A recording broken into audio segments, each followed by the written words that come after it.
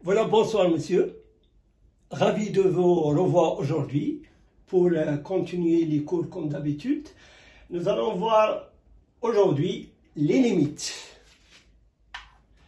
Alors nous sommes donc au cours 3 sur 2023. Ces limites, ce cours-là est destiné pour les élèves du baccalauréat sciences maths, sciences expérimentales, sciences physiques, SVT et économique. Les limites. Lorsqu'on parle des limites, donc il y a des formes usuelles et des formes normales. Ces formes usuelles, pourquoi?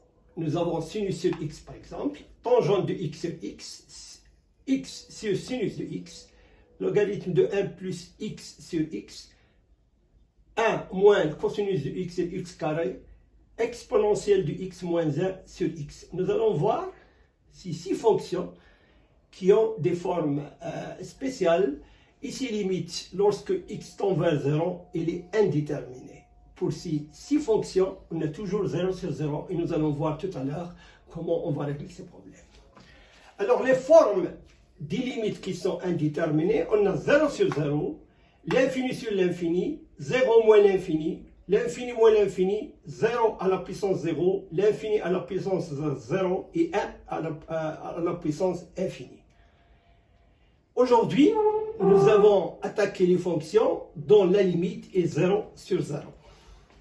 Alors, si vous prenez par exemple limite quand x tend vers 0 de sinus de x sur x, et on remplace x par sa valeur, nous avons sinus de 0 qui est égal à 0, et x est 0. Donc nous avons 0 sur 0.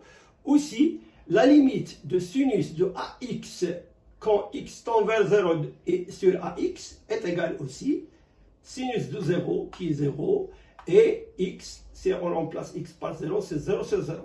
Si a bien sûr est différent de 0.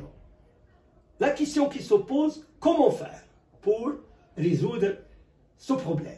Ou bien tous les problèmes les fonctions qui ont cette forme. Si on a une forme du limite 0 sur 0, alors on doit appliquer cette définition. Limite quand x tend vers 0 de f de x sur gx est égal, si elle est égale à 0 sur 0, alors on passe à la limite quand x tend vers 0 de la dérivée de f de x, f' de x, et sur la dérivée de g de x qui est g' de x. Très important. Cette formule, il faut la prendre par cœur parce qu'elle vous permet de résoudre toutes les limites qui ont cette forme-là, 0 sur 0. Mais, pour parler des limites, on doit aussi connaître la dérivée d'une fonction. Parce que les limites et les dérivées sont liées, comme vous voyez ici. Nous avons la limite, donc on est obligé de faire la dérivée.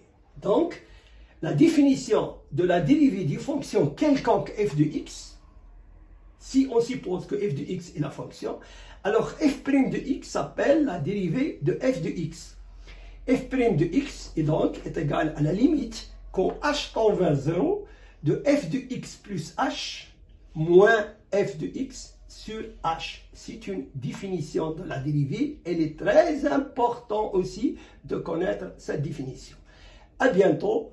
Et la deuxième partie va bientôt démarrer. À tout de suite.